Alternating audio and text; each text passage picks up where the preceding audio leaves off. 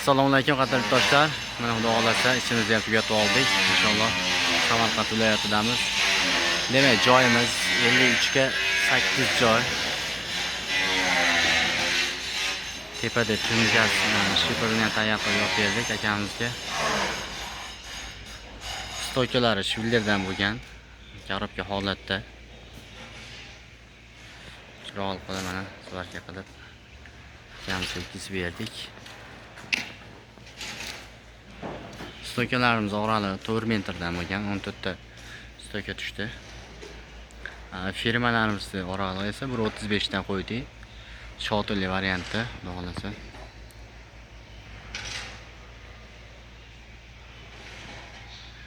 Tepada shiferlarini reykamizni shiferga qarab, chiroqli qilib moslab tugatdik. Molxonadamiz navis qilib akamizga topshirdik.